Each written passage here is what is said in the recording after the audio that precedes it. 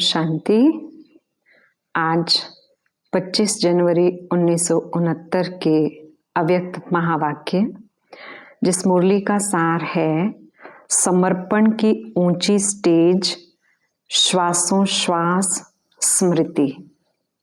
बाबा ने हम सभी बच्चों की अव्यक्त स्थिति बनाने के लिए इस मुरली में 4 मुख्य पॉइंट्स सुनाए।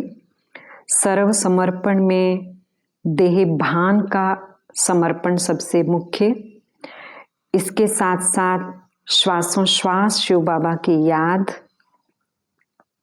अंतर्मुखता की स्थिति और अमृत वेले पर अटेंशन।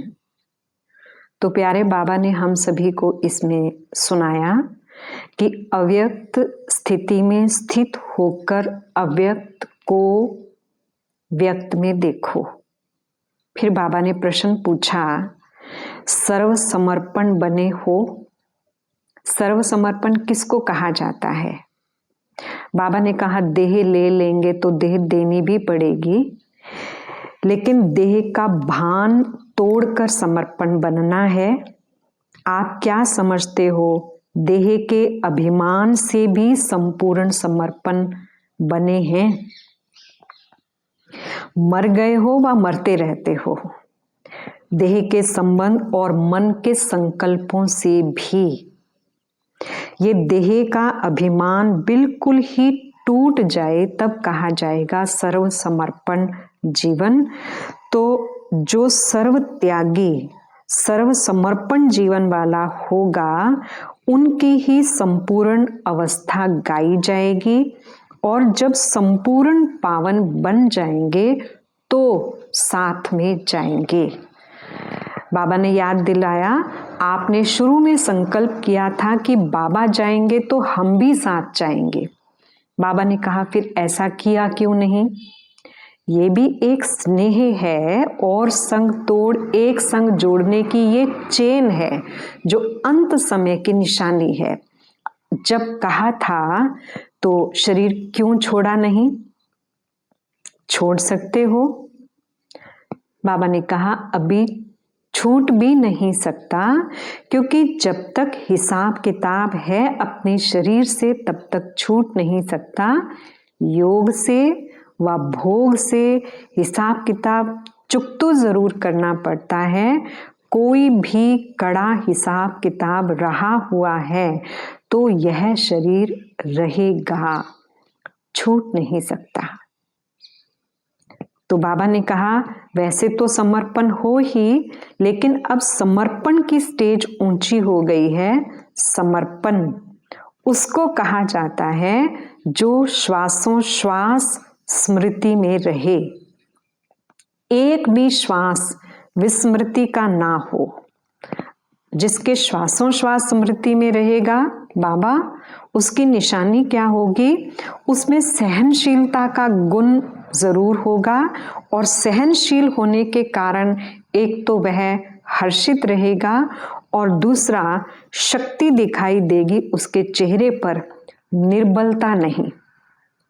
ये जो कभी कभी मुख से शब्द निकलता है, क्या करें कैसे करें, ये शब्द निर्बलता के हैं जो निकलने नहीं चाहिए। जब मन में आता है तो मुख पे आता है, परंतु मन में भी नहीं आना चाहिए। मन मना भव मध्याजी भव। मन मना भव का अर्थ बड़ा गुह्य है। जैसे ड्रामा का सेकंड बाय सेकंड जिस रीति से जैसे चलता है, उसी के साथ साथ मन की स्थिति ऐसे ही ड्रामा की पटरी पर चलती रहे, जरा भी हिले नहीं, चाहे संकल्प से चाहे वाणी से, ऐसी अवस्था हो। परंतु कभी कभी रुक जाते हैं, कभी कभी मन हिल जाता है, मुख की स्थिति हिलती है, फिर आप पकड़ते हो। ये भी जैसे एक दाग है। तो बाबा ने मन मना भव की स्थिति हम सभी बच्चों को पक्की कराते हुए मुख और मन में भी कभी निर्बलता के शब्द ना आए, ये पक्का कराया। साथ में बाबा ने कहा अब समय बहुत नजदीक है, समय के अनुसार अंतर्मुखता की अवस्था, वाणी से परे अंतर्मुख होकर कर्मणा में अव्यक्त स्थिति धारण करने की अवस्था अब दिखाई देनी चाहिए। कारोबार भी चले और ये स्थिति भी रहे, ये दोनों इकट्ठा एक समान रहे। अब साकार तो अव्यक्त स्थिति स्वरूप में स्थित है, लेकिन आप बच्चे भी अव्यक्त स्थिति में स्थित होंगे तो अव्यक्त मुलाकात का अलौकिक अनुभव कर सकेंगे।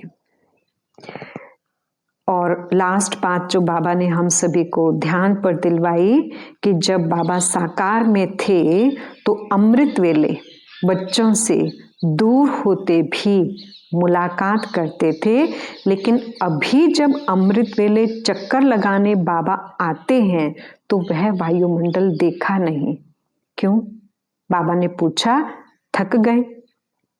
बाबा ने कहा, इस अमृत वेले के अलौकिक अनुभव में थकावट दूर हो जाती है। तो बाप दादा की शुभ इच्छा है कि जल्दी से जल्दी इस अव्यक्त स्थिति का हर एक बच्चा अनुभव करे।